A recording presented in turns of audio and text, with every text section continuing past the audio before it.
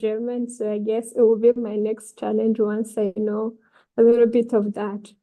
Yeah. Because Actually, look, actually, we have to be, Nadia, I think now the webinar is streaming live on YouTube. I think we have to oh, maybe okay. be a little bit, yeah. Yeah, don't share too much. Okay. Yeah. By the way, can I call up my presentation? I have the power, right? Yeah, Just, yeah. yeah. Okay, good. Okay. Something is wrong with I should probably, I'm going to go out and try coming back again because Yeah, don't worry. things are Okay, and frozen on my side. I keep quiet.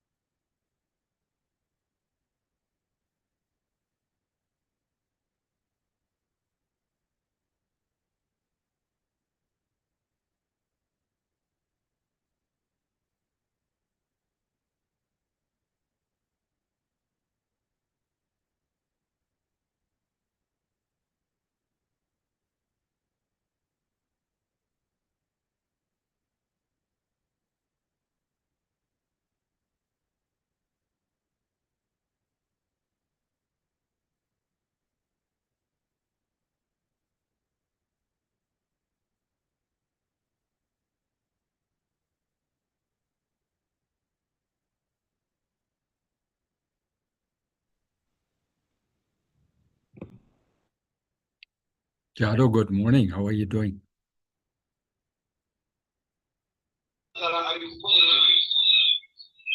Looks Good like looks morning. like looks like Nadia has some problems to connect, right? Yes, they're in touch with the IT people. Okay, okay. How are you doing, Jado? Super. How are you, Prof? Actually, It's I'm doing absolutely super. I just came back yesterday from Berlin, Germany, and I had a super night's sleep. So with a jet lag of 6 hours, sometimes not easy, but no, I'm doing very good. Berlin is an exciting city. I don't know if you know it, but it's a great city. wow. I think you always miss it. Huh? You always miss it whenever you're not there. Yeah, yeah. Oh, yeah. Actually, no, yeah. I'd say I like Berlin because it's a young city and they have a lot of startups, no? There's really a lot of good stuff going on. So I think Wow. that's very good. Yeah, yeah. I'm a little bit worried about this thing because we have already 16 people there. You think it's all working? Um, let's check. Most of the people who had issues contacted us already, but let's Okay. see if they're there. But sometimes they are late for 5 minutes or Yeah, but we Germans are never late. You know that, right? I know. Actually, I worked for 10 years in Brazil, right? And Yes. the best thing was that I never made it to come late. I was for years. I always remember, every year you have a party and whatever. So the first time was invited to a party, I arrived there 5 minutes before the party. There was nobody except the people who prepared the place.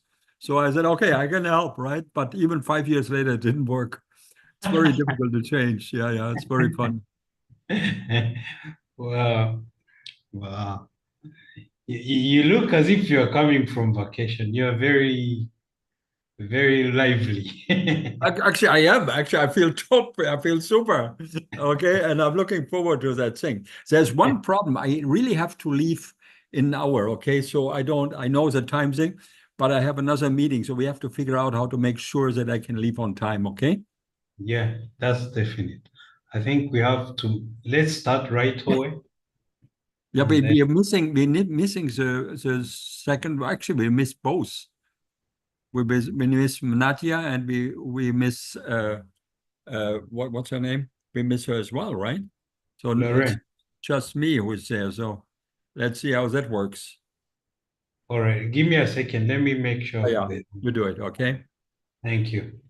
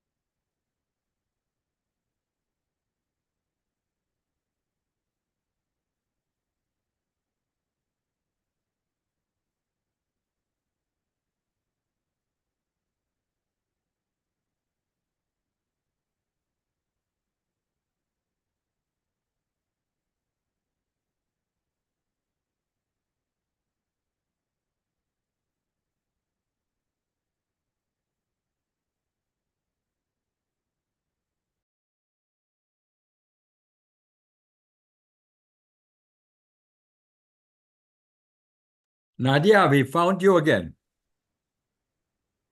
Sorry about that. My No big PC deal, had no big issues. deal. Yeah. Thanks. You're in Holland, and in Holland the things don't work. You know, if you were in Germany, it would work perfectly. You Yeah, I know, should right? try German. Yeah. Yeah. Germany. I like your color behind you. Yeah. I don't know. It's probably the The screen. other wall is white, and I was like, red is Oh, you made some probably color. better. You are right. Yeah. Actually, I think that's a good point. Hi, Francisca. Welcome. Hi. So I see here that we're streaming live on YouTube. Have we started, or what's the Um, Good morning, This is true. Francisca. Good morning, Erich. How are you? I'm doing super. As I Good. said to Nadia, I just came back from Germany, so I had a good night's sleep. With a 6 hour jet lag, that's always a good thing when you sleep well. So I know Nadia, it's just to let you know, I have to leave in 1 hour. I have another meeting coming up. Okay, I'm chairing a Okay. meeting for a committee. Okay, Okay. so Okay. we have to make sure somehow to make sure we finish on time. We have already Okay. 32 I was people there. waiting for a go ahead from the AQS people, and they gave me a go ahead. So welcome everyone. We are honored today to have two experts in cybersecurity. We have Professor Eric from the University of Brandeis? Yes, thank you. And then we have Francisca, a fellow from New America. They'll talk to us about different topics today. Francisca will be talking about generally threat detection using AI, so basic things we need to know. And then Professor Eric will be talking about predictive modeling in cybersecurity and navigating the cybersecurity job market. They have prepared for us a keynote, each of them. We'll listen to them as they speak, put questions in the chat, we'll get to them, or maybe not them on the side. But without further ado, and since we started a bit late, I would like to invite Dr. Francisca to start. And yeah, tell us about AI detection, basically what she prepared for us. Yeah. Over to you, Dr. Francisca. Sure, Nadia. Thank you so much. Hi, everyone, and thank you all for joining. My name is Francisca, and today I will be sharing with you the topic, advanced threat detection techniques in cybersecurity.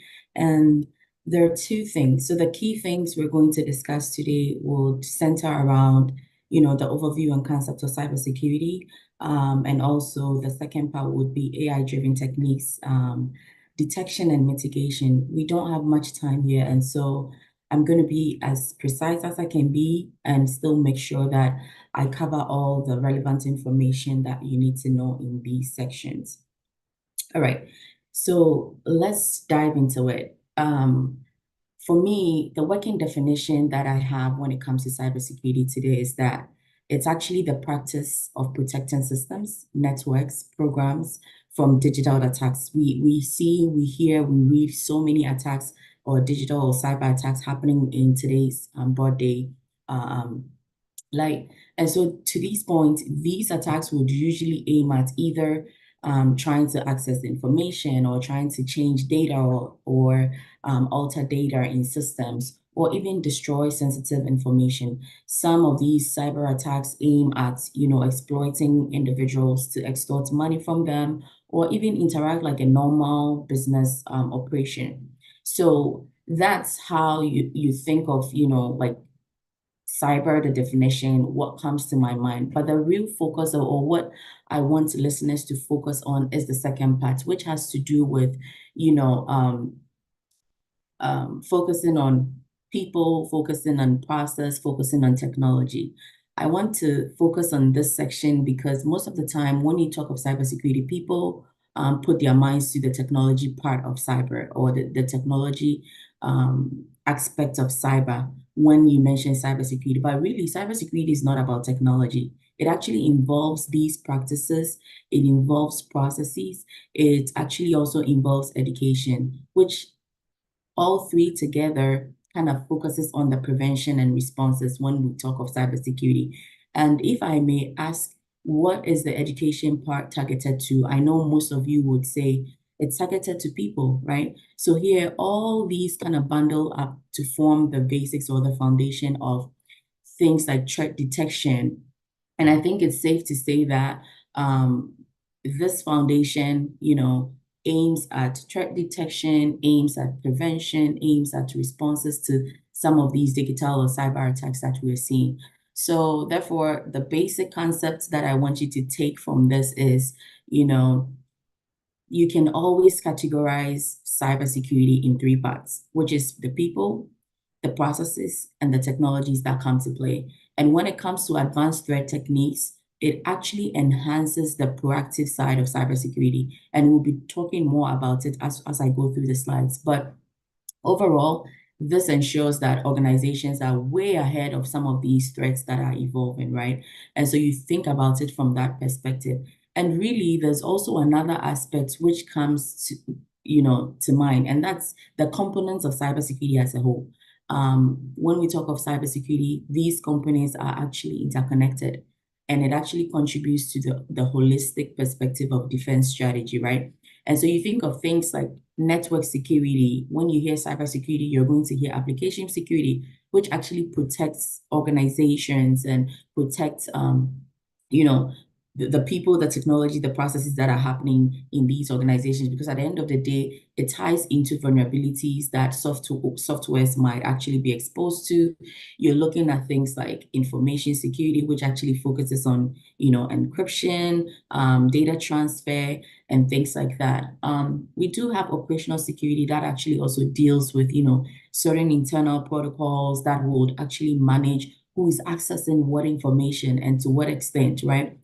Sometimes incidents do happen, and when incidents happen, disaster recovery comes to play. And here you're thinking of, how do organizations prioritize, plan, try to minimize the downtime that they would have, try to secure businesses, and be continual or be operational after an attack has happened in their environment or to their organization. At the end of the day, end users will always be crucial. The people aspect, the education aspect of, educating the end user, making sure that they know that they are the weakest link, and that there's a high probability that if adversaries are targeting, systems or and organizations or businesses, they will leverage people who are the weakest link, right?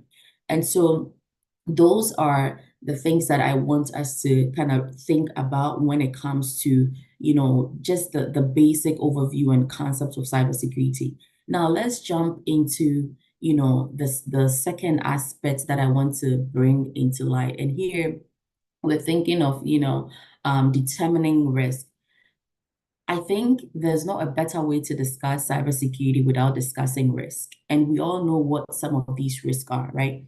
And here, let me kind of break it down. So for any risk to materialize, there has to be an existence of assets, right? So you think of the assets, and the asset, what I want you to think about is the people, the process, the technology that I have mentioned, right? And so all the time, there's going to be an asset in place. And remember, people are the weakest link, like we've seen in the earlier slides, right? When it comes to defense. Now, processes, you can think of all the processes that organizations are leveraging to be operational, leveraging to make sure they're making the most out of their businesses. And technology, there's so many tools that organizations are leveraging. All these assets are very key, are very critical, are very significant, depending on the level they are, right? And so, or depending on where they are actually staged in an organization's, hierarchy, if I should put it that way. Depending on let's say processes, it can be very critical based on where it's sitting on the environment. Depending on the people, in terms of what data these people are accessing, what information these people are accessing or have access to. It can be very critical. And also, you cannot speak to cybersecurity and the risk I'm talking about and eliminating vulnerability. And here, when you think of vulnerability, you're thinking of, the exposures that some of these organizations have to deal with, right? And so I want you to also think about it in the sense of people. When it comes to people, if there's lack of awareness, it's going to be, of course, the vulnerability there because people are not aware of what they need to do, what they need to know, how they need to protect some of these data. And you think of the processes and you think of all the process gaps that are out there. So there are processes in place that organizations are leveraging, but there are gaps because at the end of the day, let's say there's some policies that are not redefined well or are not really teed to help people do what they need to do to make sure the organization are safe and protected. And when you think of technology, things that I want you to always remember is when it comes to technology, there are some common vulnerability exposures that are out there that are targeting these technology and systems or tools that organizations are leveraging. It could also be, there could be misconfiguration of certain tools or certain softwares that are being used in the environment. And so all these bundle up and then pose that vulnerability I'm talking about. And then you talk of threat, right? So with the assets, with the vulnerabilities and the threats, there's risk. And so with threats, you think of people and you think of, what are some of the threats, right? I am sure if I did open this up for discussion, folks were going to mention things like social engineering, which is not new, right? Social engineering, people are leveraging all forms of social engineering to target individuals and ultimately end up targeting organization or businesses. You think of process and you think of, sometimes there might be a glitch in a logic flow, there might be a glitch in how processes are being run. And so that actually gives chance to adversaries to tap into it or to leverage it, right? And then you also think of technology. And here, there's so much that will come to mind. Things like exploits, things like, ransomware attacks that we are reading about, we are hearing about on the news, things like weak passwords, individuals now leveraging, strong passwords to a point where adversaries or hackers can actually tap into it and then end up doing some negative things to organizations. So all of these things come to mind when you're talking about just, the mere cybersecurity overview, its concept as it relates to determining risk, right? And so moving on, the other thing I want to highlight is still on the people, still on the process, still on the technology. When it comes to remediation, there are certain things that, are not negotiable. We've mentioned some of the ways that when you think of people, when you think of processes, when you think of technology, it being assets, combining that with, existing vulnerabilities and existing threats becomes risk. Companies need to work towards remediating it. And to this effect, you think of, when it comes to cybersecurity, when it comes to the people, ensuring there are proper awareness, there are proper trainings that, employees or individuals of organizations can actually leverage in order to respond to some of these threats that are happening. And so that ties back to the education part and how significant that is, right? And you think about the processes. And here, these processes needs to have certain policies and procedures in place to help the people be able to leverage that. And so defining or having very strong definitions and procedures in place for security management and this would go a long way, right? Because at the end of the day, there's the policy guidelines there, there's the procedures that would help individuals leverage these policies to be able to be very efficient or effective in mitigating some of these vulnerabilities and threats that we've actually highlighted. And the last thing I wanted to mention is when it comes to technology, providing the necessary tools and systems that would help, detect, that would help prevent, that would help mitigate some of these attacks. And to this point, we know most organizations do leverage, intrusion detection systems, intrusion prevention systems, and even thinking of, how some companies to an extent, can leverage existing tools that are actually like breach and simulation tools that would help you simulate what could potentially be if, let's say, there's a real-time attack. How are they going to leverage that? And so some of these breach and simulation attack tools that organization can actually leverage would be, you know, helping them to leverage the MITRE frameworks, incorporating certain scenarios, certain TTPs that would help them overall stay ready and stay resilient, okay? Now, everything we've said here, based on the definitions I gave earlier on, based on the explanation I gave earlier on, really the emphasis was on, you know, the defensive nature when it comes to cybersecurity against all these cyber threats and all these cyber attacks that are out there. And here, I want to mention that this does not exclude targeting of people's personal information, targeting of corporate organizations, targeting of national data, targeting of critical infrastructure, right?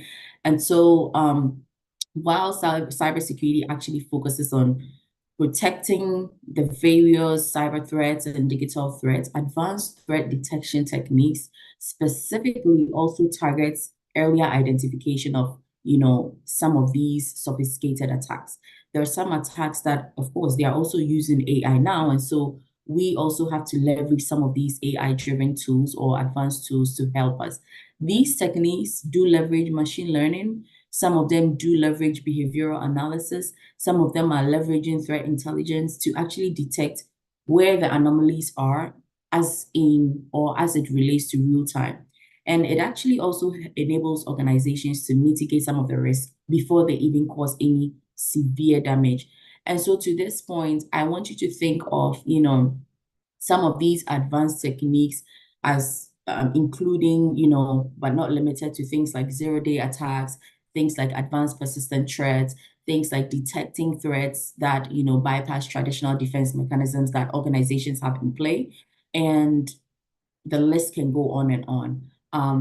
When we do integrate cybersecurity principles and we leverage some of the concepts that we've actually talked about, it actually helps organizations to ensure that they are more resilient, they are more ready, they have a more safe defense systems in place. So to these points, I also want to bring back our people, our process, our technology that we discussed. So you're thinking of people and you're thinking of, you know, when it comes to AI threat detection and mitigations. You're thinking of AI-assisted trainings. Now, AI is analyzing, you know, employee behaviors. They're trying to help identify where some of the risk, you know, actions could come from. And they are recognizing some personalized, you know, they are recommending some personalized security trainings based on what they're finding, based on the things that they're identifying, right? And you think of, you know, human AI collaborations where there are several security teams out there, they're working with AI tools to make their work efficient, faster. These are data-driven. At the end of the day, they are able to, you know, detect and respond to threats. You think of the processes that I mentioned and you're thinking of, oh, there are some automated incident response tools out there that actually AI helps streamline incident handling. It automates, you know, repetitive tasks. It helps with things like, you know, threat classifications and remediations. And at the end of the day, it's very efficient. It makes, you know, the work very efficient, very fast. There's also continuous monitoring. And you think of continuous monitoring, what comes to mind or what I want you to remember is there are AI-powered systems that actually monitor some of the networks in real time. And this actually helps to immediately find the anomalies or the outliers on the network, right? And these are things that are happening. In terms of technology, there are behavioral analytics that are going on. Lately, there's a lot of AI models that are tracking, you know, certain deviations, certain outliers in normal user behavior or even system behavior. And once it detects that, it flags the potential threats so that an investigator or an investigator can go look into it, or an analyst can go look into it and figure out what's happening. Is there anything we need to dig deeper? We need to dive deeper. There's also predictive threat intelligence. And here, now AI is leveraging tons of data to actually predict or prevent some of these emerging technology or threats, right? Emerging threats that actually are happening. It's actually reducing certain vulnerabilities. It's providing insights and information to where some gaps are. And you think of automated threat hunting, and you're thinking of, oh, there are AI tools that are also proactively searching for hidden threats across networks without, waiting for, a SOC analyst to be alerted before they go check on the intrusion, prevention or intrusion detection system and figure out, oh, there's an alert, this is very critical, this is very high, and to that point, we have to go and look into it, right? And so you think of all these things, and you think of how it's actually helping in terms of, detections, in terms of mitigations. Now, as I wrap up my session, there are key things that I want to mention, and these key things has to do mainly with, thinking of things like, what are the key things? What are the takeaways? If you did not get anything today, there are several things I want you to remember. The fact that AI-driven threat technologies or threat detection enhances cybersecurity. It actually does that by identifying and neutralizing some of these advanced threats through machine learning, like I mentioned, through behavioral analysis, through predictive intelligence, right?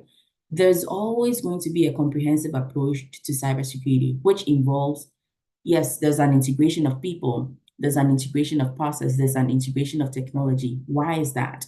Because it's going to help ensure that there's a very, robust or very holistic defense in place in this evolving cybersecurity world, right? And then the other thing I want to mention is, yes, there are advanced threat detection techniques.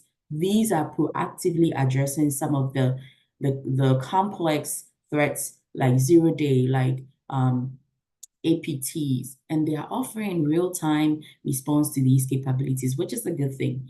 Overall, we do have, human AI collaborations as well, and these human AI collaborations are really optimizing decision-making. They are helping to automate things. They are helping for us to have repetitive tasks while, also empowering some of these security teams out there who are really working to make sure that critical issues are being addressed.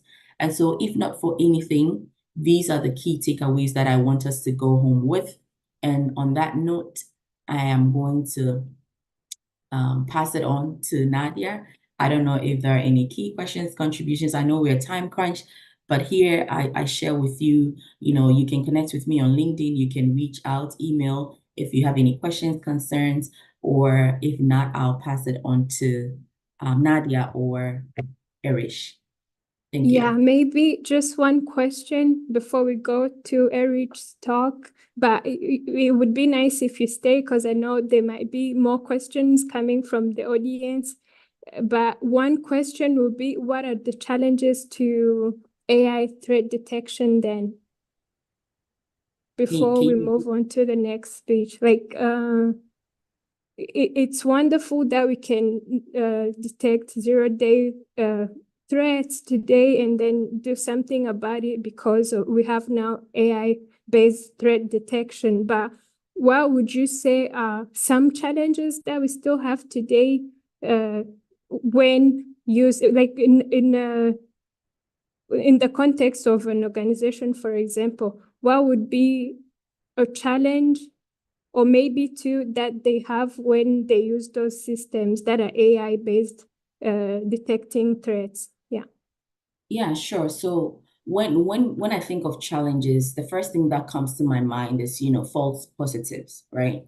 So AI systems may flag being active as malicious. Sometimes it can be very overwhelming. So security teams, might end up having unnecessary alerts. So you think of the false positive, right? The other thing is, when it comes to AI, there's this research I'm doing with New America, and one of the key things is, when it comes to AI, there's always going to be bias. So in terms of data quality, in terms of, what the AI technology or tools are looking at, AI rely on tons of data, a huge amount of data. And so to this point, there's going to be, poor quality or there's going to be some biased data, because at the end of the day, it's a lot that it's actually looking to, and this can lead to some inaccurate detection. So those are some challenges we can look at. And then also there could be, you know, sophisticated advisories. There are some cyber attacks that use AI themselves. So like I said, these hackers are sharpening their skills by the day. As much as we want to leverage AI to make our work efficient, they are also using AI to make sure that they are being on top of their A game. And so to this point, they are creating more advanced and, you know, adaptive threats that can actually bypass some of these traditional AI-driven, you know, defenses that organizations might have. And so it's also an example of what a challenge an organization can face, right? And then you think of integrating the AI detection or threat detection itself. Sometimes there could be some complexities, right? And so there are certain existing security infrastructures that can be technically complex and would require significant amount of resources or expertise before, you know, they can actually leverage or integrate the AI into it. And so off the top of my head, these are just a few that comes to mind. But yeah, I hope that answers your question. Yeah, it does, and leaves thoughts, and I hope it's the same for the audience too. But for the sake of time, we've moved on to Eric's keynote, and maybe later we'll have a more open discussion about other things. Yeah, thanks. Absolutely, thank you. Francesca, you have to get out. I cannot upload because this is not, we cannot take over in multiple presenter sharing. So Yes, yeah, I know. just Okay. did. Okay.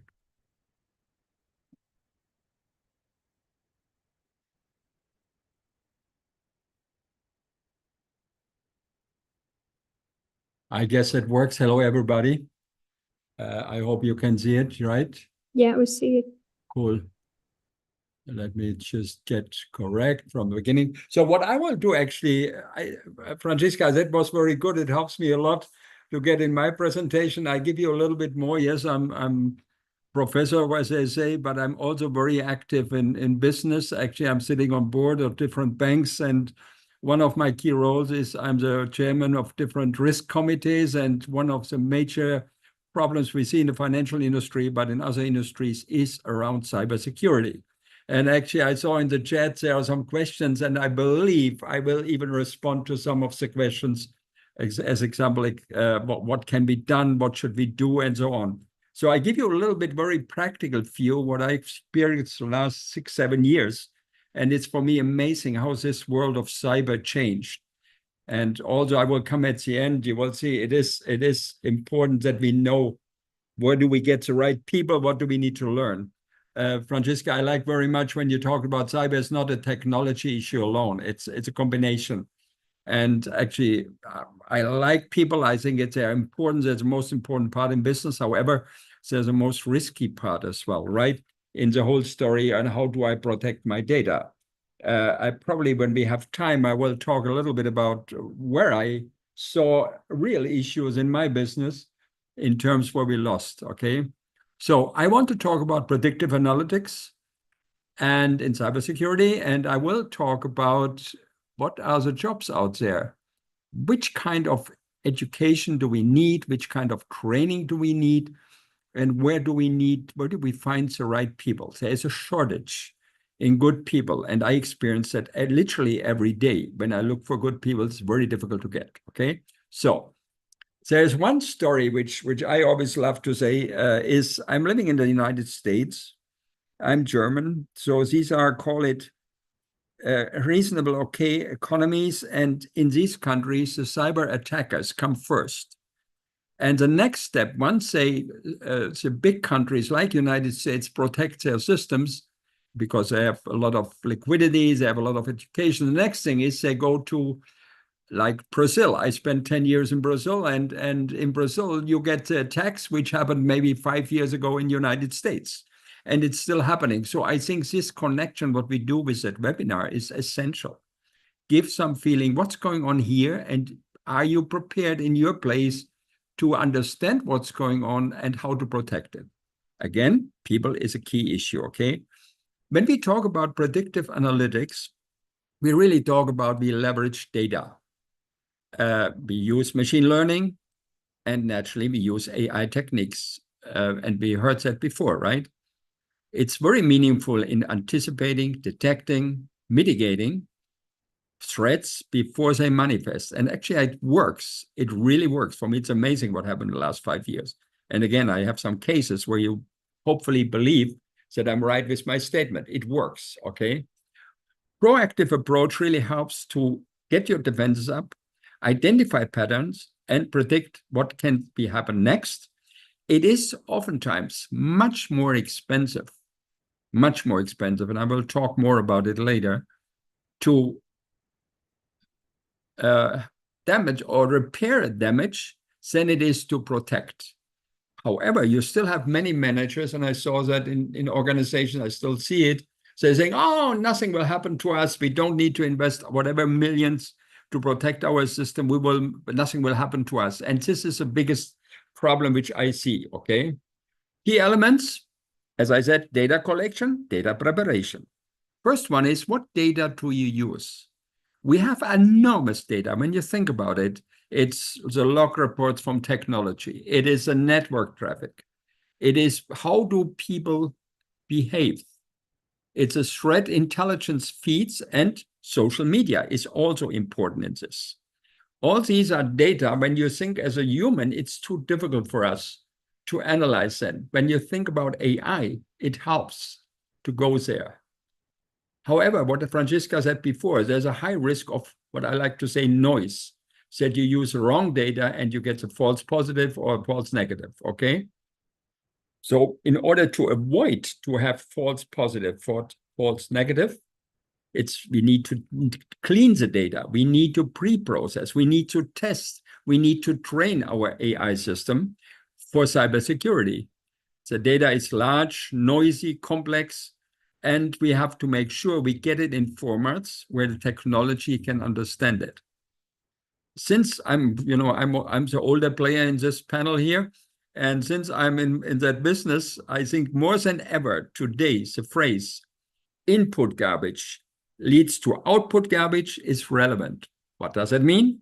Be very careful when you don't clean your data, when you don't do all that work, what we are saying here, you get really nasty results, and maybe you go in the wrong direction.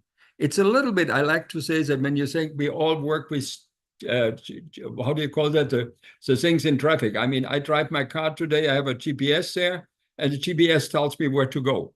In the early days of GPS, you might remember that, the GPS led you just a sudden to the river, and people drove in the river because the GPS said there's a street or a bridge. There was no bridge. So that's dirty data. That's really output, right? That's output garbage. Nothing works. And I think I hope you understand what I want to say. We have to deal with this. We have to deal with the situation that whatever we use as data to prevent against cybersecurity, we need to make sure it's clean. We need to make sure we understand it. I say it all the time. Don't think that AI is doing your job in understanding the problem. Humans are needed. Otherwise, if we as humans don't really think and don't use our brain anymore, and we just do what AI tells us, we end up in the river because there's no bridge anymore. You understand my example, I hope. Okay, so what we are doing in predictive analytics, and I'm talking very much of practice, that's what we are doing in business. We're analyzing what happened in the last 3, 4, 5 years. Did we have breaches? Okay, not just in our company, but we talk a lot with our competitors. That means in the banking world, we talk with the banking cyber experts. In the business world, we talk with the business cyber experts. We even talk with the government. This, which I think is a key for any country, for any company, be open to talk about what happened to you in the past. This is a high risky area. It's very sensitive, very difficult for managers to admit that they had a cyber attack. Over the last 3 years, we started an initiative in one of the places where I'm on the board. We started an initiative to communicate with regulators, with government, with colleagues from other banks and other companies, other industries. They were very hidden. They didn't want to talk about what went wrong. But this is, I think, a big mistake. You cannot. You have to open your situation. You have to be able to talk about it. You don't need to say, I lost X million of dollars or whatever money you can talk about, but you need to say what happened to you and why it happened, okay? Naturally, the next thing is you have a baseline model. What are normal activities? Like within an organization, what is unusual? As example, and I have two or three examples later, unusual locking attempts. Somebody tried to log in from an area where they shouldn't be. Unexpected data transfer, or even the simple thing like people start to log in at midnight, totally out of working hours. This is something what AI in the data protection can do, or AI in cybersecurity can do, okay? And yeah, unusual request for information. The question here is, as example, if somebody in HR asks information about, or somebody in finance asks information about salary of somebody in HR and employment base, these are a lot of details. It really requires more, like, should I say, examples on this, and we have some. Naturally, integration, now I have to talk about. I have to bring external threat feeds. What happened? What is the new things? What's out there? What is new malware? What is a phishing campaign? What are vulnerabilities identified by suppliers? And we correlate this intelligence with our internal data. Can that happen to us?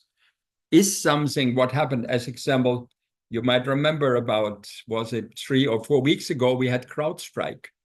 CrowdStrike was an event where CrowdStrike had a new update to their software. CrowdStrike is a company which is supposed to help to protect data, but they didn't update on their software, and they missed a major goal. What happened?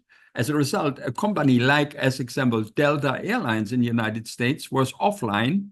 They couldn't operate for 48 to actually 72 hours. Why did that happen? Because they had CrowdStrikes. They weren't prepared for it. Immediately when that happened, I talked to my CISO, my cybersecurity officer in one of the banks, and I said, Diego, did we have a problem with CrowdStrike? He said, no, Eric, we don't have CrowdStrike. We didn't know they have problems with this. In the past, they had problems in updating their software. So we use another company, Palo Alto. So we don't use CrowdStrike, okay? Next thing, as I said before, just don't be held back and be able to to share your data with others, okay? When we move on, when we think about what's the next step, once I have a clean database, once I understand my data is correct and really doesn't mislead me, now what I'm doing is what kind of organization I am. How do I use, what applications do we use? Which entities in our holding is using these applications? And what is the risk that something could go wrong? And I bet with you, nowadays, you probably have a lot of companies, even small companies, who should do a kind of risk analysis. They should understand, where are my major risks related to cyber breach? Where do I use technology? Do I have online selling process? Am I protected? Is this a high risk, a medium risk, or low risk? How to do that is all related to what I like to say is the old-fashioned risk management process, which is you bring in the people who understand how to identify risk. Some of you might or might not have heard, but I think that's not the subject of this webinar, about the 3 lines of defense. 3 lines of defense is something what you do. You say, my first line is a business. They understand the risks. They understand the products they do, and they know how to minimize the risk. The second line is a risk department. They make sure that they coordinate, the businesses coordinate and understand the risks. And the third line naturally is audit, but audit always comes when it's too late, okay? So a good risk management or risk scoring system helps you to forecast what can happen. That helps you to protect your organization. Why is it important? It always, as I summary a little bit, it always allows you to stay ahead of threats, reducing time to detect, makes you actually, you can sleep better. I have to say, on the higher level, on the board level, we sleep better when we know we have a good cyber system, okay? You optimize your resources, so that's really a cost base, right? It's so easy to say, I need more people, I need more tools, I need more everything. No, it costs you money, right? So I think the thing is you can optimize when you understand cybersecurity, when you do risk assessment, when you think it through, you can optimize how much you spend. It's very important on a senior level. You prevent attacks. I talked about this, okay? And it's easier to adapt to emerging trends. Predictive analysis can evolve to identify new types of threats, like APTs. I think Franziska talked about this, nation-state-sponsored attacks. It's really amazing what's going on. And one phrase I always like to say, and it never really changed, always remember, the bad actors, they use AI as well, but they work 24 hours, 7 days a week, 364, 605 days a year. That means every minute on finding new ways to breach your system. A company doesn't have these times. However, they need to build a structure how they can defend that. And actually, at the end of this presentation, I show you how that works. It works, but it requires some energy and some organization. Okay, so one of challenges with using AI is really a challenge not just to cyber, but in any context of using AI. Make sure you don't have compliance issues, okay? Around the world, we have many, many privacy regulations. We have GDPR in Europe. Germany is very rough on this. And I read something, forgive me if I don't say that right, about law 058/2021 in Rwanda. Seems to be very strong, a very interesting one. Okay, so there are many laws. So you cannot just say, oh, now I use data, I do AI, I clean it up, and everything works. No, no, no. Make sure you know what the compliance issues are related to it, okay? Naturally, we talked several times about accuracy and false positives, false negatives, okay? You have to have the right balance between precision and recall. It's critical. Otherwise, credibility, effectiveness of predictive analysis isn't working, okay? And last but not least, you have to implement and maintain solutions. You need a good workforce. What does it mean to have a good workforce? Give me another 3 slides, I will be there, okay? And actually, I've worked on this in several projects. We still work on projects there, okay? Here are some, I have 3 examples where what I would like to share with you. One is a company called US Bank Corp. The bank has experienced a huge rise in fraudulent activities, particularly in its online and mobile banking platform. Traditional methods of fraud detection didn't work, okay? So they started to implement predictive analytics and machine learning models to detect patterns, anomalies in transaction data. They did all that, what I said before. They had clean data, they had data experts, they had a data executive who was responsible. They made sure we have clean data, we learn enough from the outside world, and then they came up with a new kind of, should I say, system. And guess what? They were able to reduce 50% in fraud-related losses, okay? Actually, this is very common. You might want to look into this. When you work in a bank or when you communicate with a bank, this is, in my opinion, a low-hanging fruit. It's easy to reach the 50% reduction in fraud. I have seen it, I see it every day, every minute. Next one, interesting one, was British Airways. British Airways was very nervous or concerned about insider threats. Why? Because employees having access to sensitive customer data and systems, and they might take it out and send it to the competition or use it for private reason, okay? And this airline implemented a predictive analytics platform which used machine learning to model typical user behavior and detect deviations that could signal insider threats. The platform analyzed login times, access patterns, and all that kind of stuff. Here, I want to say something. When you do that, it works. However, this element of compliance becomes real.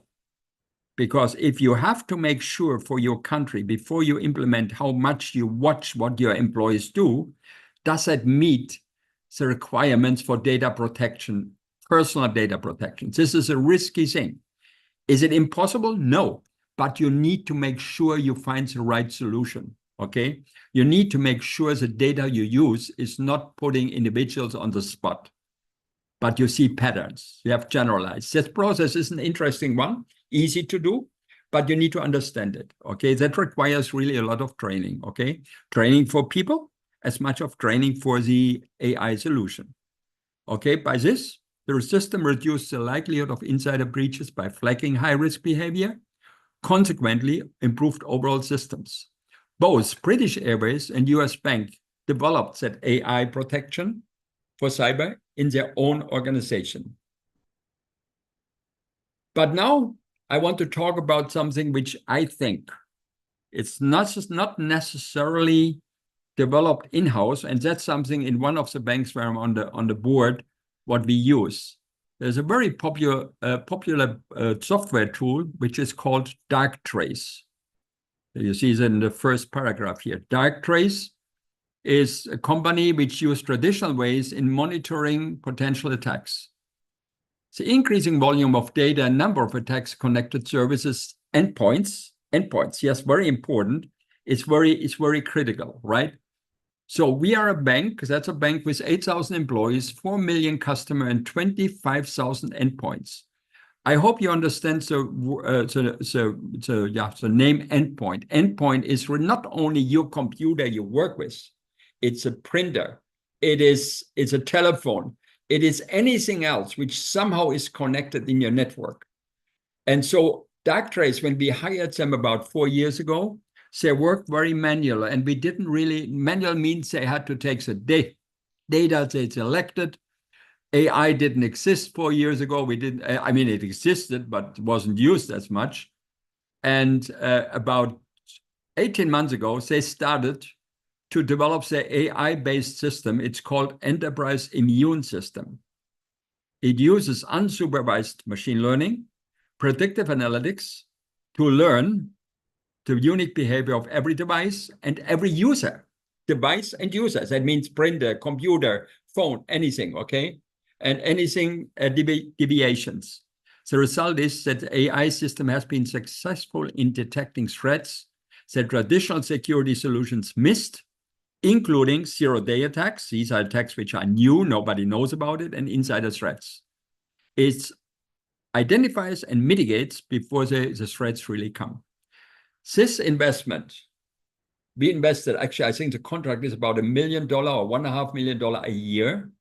This investment is so worth it because a number of threats, we have millions of threats a day, attacks on our 25,000 endpoints, millions. I'm not making that number. They helped us. We literally have no data breach. It's 0.1% or something, the data breach, what we are facing right now. Of interest of time, and I think I want to give at least 5 minutes for question, if that's there, okay? I want to call very quick on one of the issues, which is people. We need people. We need not only train our employees, no, we need experts to understand that. There is a statistic out that global security workforce has grown by millions of professionals, and we are still missing 3.5 million and more unfilled cybersecurity positions. As a matter of fact, every day this number goes up. Why? Because new attacks come up, okay?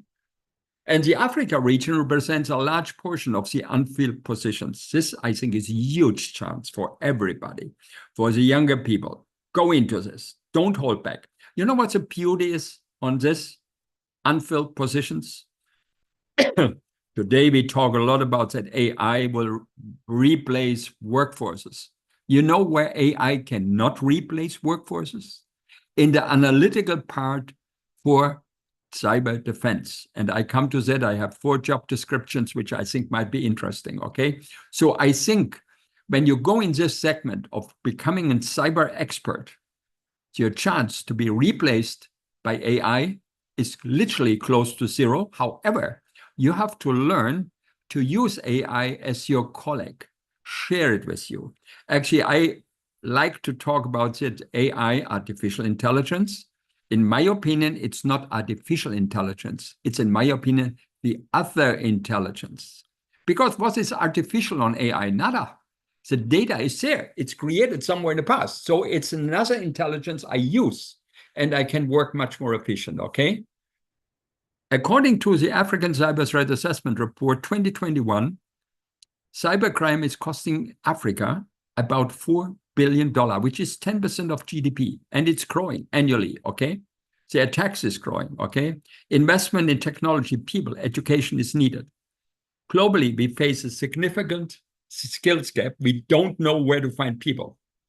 And who is attacked? Which sector is looking? As I said, financial sector. That's not only the one I know best, but this is always the one who is suffering most. Why? Because there's money. In the old days, people had to go, the thieves had to go to a branch to steal there and rob $50,000 or whatever currencies they rob it. Today, they're sitting somewhere else. They don't go anywhere. They're sitting somewhere around this globe and steal millions, billions, and more, okay? So banks, insurance companies, fintech companies, they really need hiring cybersecurity professionals. Here, I think, coming back to that comment, we need people, we need training. Here, universities have a big role to play. Where do we get the cybersecurity professionals? Where can we hire them, okay? You don't need to be a superstar to do that. Just understand the logic, okay? Next sector is technology, telecommunication. It's a key player, naturally, because they need experts to safeguard network and customer data, government institution, and last but not least, healthcare. Hospitals, they're suffering like hell. So what I want today, one job, in-demand job. I have 4 jobs here, okay? One is a security analyst. What is the responsibility? You can read it here. They monitor, they see the incident, they do risk assessment. What's the skills? You have to know operating systems. You have to know Windows, Linux. Everybody knows that nowadays, right? I hope. Familiarity with scripting languages like Python. Actually, I noticed Python is going very, very fast. And naturally, then there are tools like Wireshark, Nessus, or Metasploit, okay? You have to be able to attend attention to details. You cannot hide fly things. You need to have patience to understand what is your AI system, take in this case, Dark Trace, what is it telling you, and does it make sense? You have to solve problems, and last but not least, which is true for everything, be able to communicate, be able to explain technical security issues to non-technical colleagues. You have to say it this way that they don't roll their eye and say, God, what is he or she saying again? Okay. Next job, network engineers. This is a little bit more technical. Somebody who designs a network, maintains it, understands security management. And what do we need here? You need knowledge of network protocols, experience with network hardware, routers, switches, firewalls, and again, communication. The communication is a key. Don't think you can hide what you know. You have to be able to transfer your knowledge to others, to talk, tell with them in normal language that they believe you. Next job, information security analyst, okay. Monitoring system, it's very similar what I said before, but a little bit higher skill. You need hands-on experience with security tools like Dark Trace or others. There are many more. Last job, which I want to bring up, is cybersecurity engineer. Again, very technical. Universities need to train people towards this. And the engineer really has to understand security protocols, firewalls, encryption method, and communication skill. And with this, I want to close my presentation. Look to this one here. You know what that is? That's a security operations center. In this, you have the people I just described. Isn't it fun to sit there? It looks like what we have in our organizations. Actually, that's more a model. But it's very interesting. It looks super. People are very proud to work there. It's high tech. We invested in our bank. As I said, we have that 8,000 people bank. We invested about $4 million in the technology, in the software, in training in a period of about 18 months. It was worth it because we probably saved 10 times this amount. And one of the things which I'm very strong advocate is, this is a job not just for male, it's a job for both female and male. And so my question to you is, why not having this as your next working environment? Closing down, predictive analytics present a transformative shift in cybersecurity, enables companies to move from reactive to proactive using data-driven insight, machine learning, but we need more professionals to understand cybersecurity And with the complexity of cyber attacks, it won't stop. Okay? This is in high demand. You have to continue learning. I only bring in one, but in the interest of time, I cannot talk much about it. Quantum computing. Keep that word, quantum computing, in your mind. Okay? Bad actors don't sleep and rest and be alert and part of the defense system. Thank you for this, and that's it. Thanks a lot for the presentation. We are running out of time, but there were questions I will stayed as the both of you spoke. And one question is specific to Dr. Francisca, because most of the audience are women. And there's a question about what are the top 3, maybe top 5 tips you would give to women trying to get in the industry.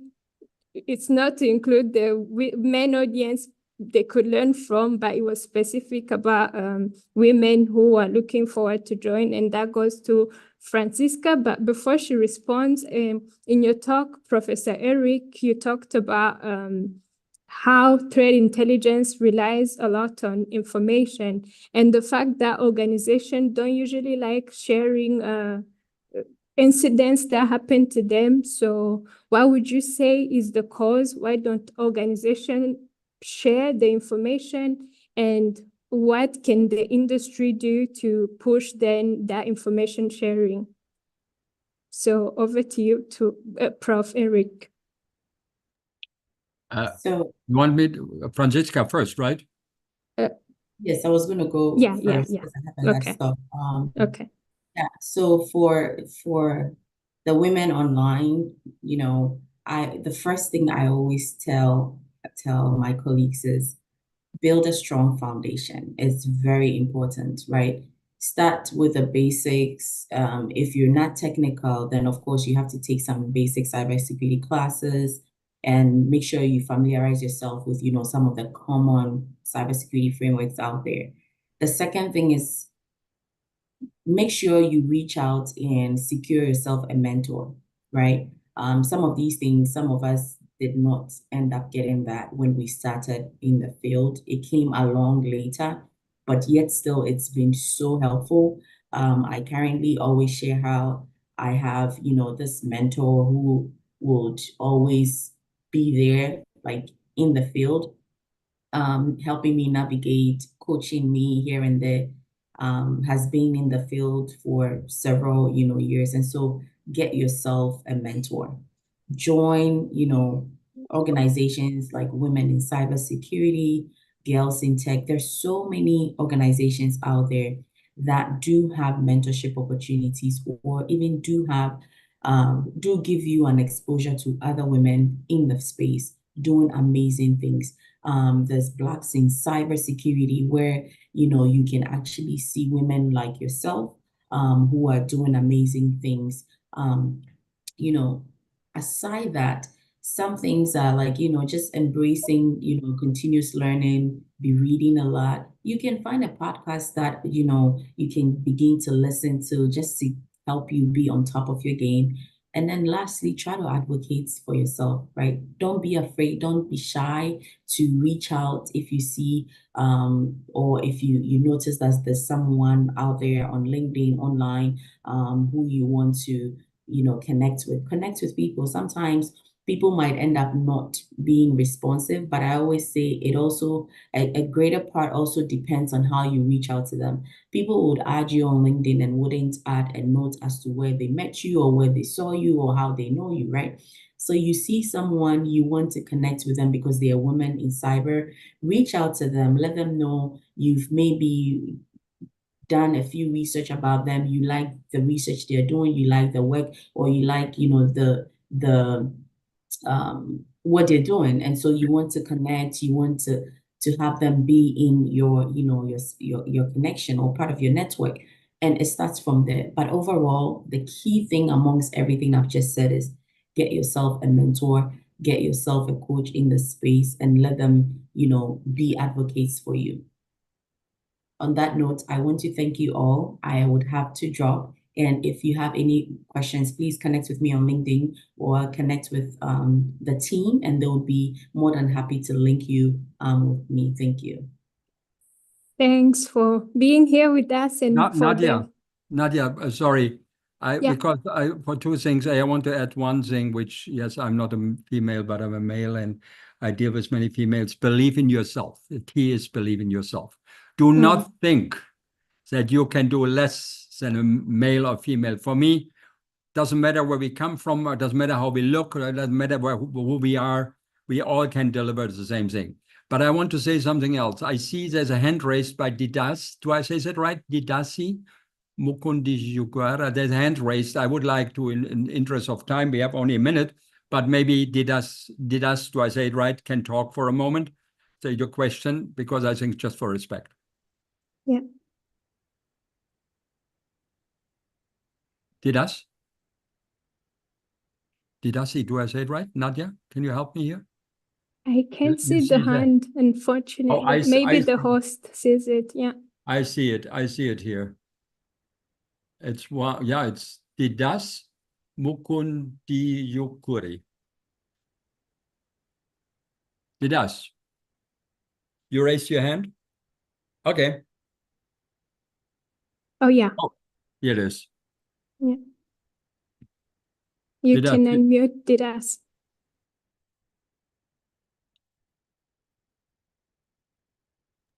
I guess it doesn't work. Yeah, you are still muted if you're talking, or maybe the host can. I don't know if that's a good thing to do. I was about to say unmute them, but yeah. Okay. I guess it does not there. Anyway, again, my key message really is don't worry about anything. I think there's a huge market for new jobs. It doesn't matter where you come from, just be willing to learn, and it works out. Okay.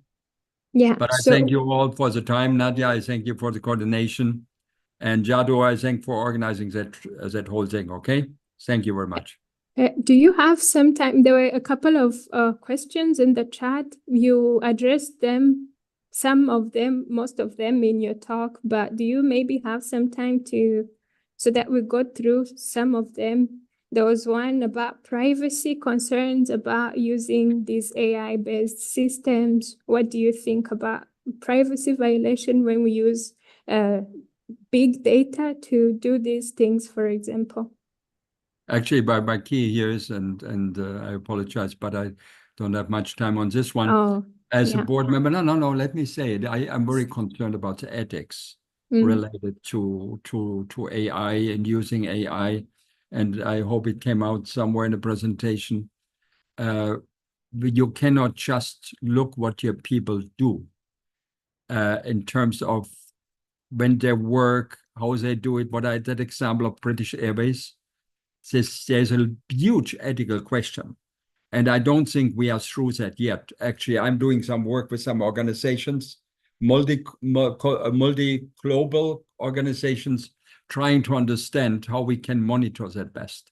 And there are nations which don't care about it, and there are nations which care a lot, like the European nation, and I think Rwanda is a good example. Rwanda cares a lot about people protection. And at the end of the day, we all have to care about this. And I think as executives in companies, we need to make sure we understand the ethical implications of monitoring people. But you as a person have to make sure when you go, remember I said, you are in social media. Isn't it amazing what information is in social media? And if somebody wants to use it against you, boom, they get you, okay? So I think you have a role to play as well to protect yourself. Don't open up too much about yourself. I hope that helps.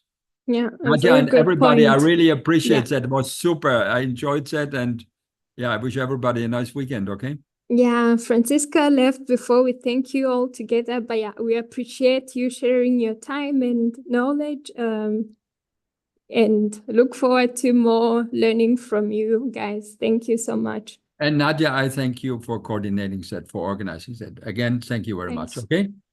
You guys have a great day. Thank you very much. Have a super afternoon.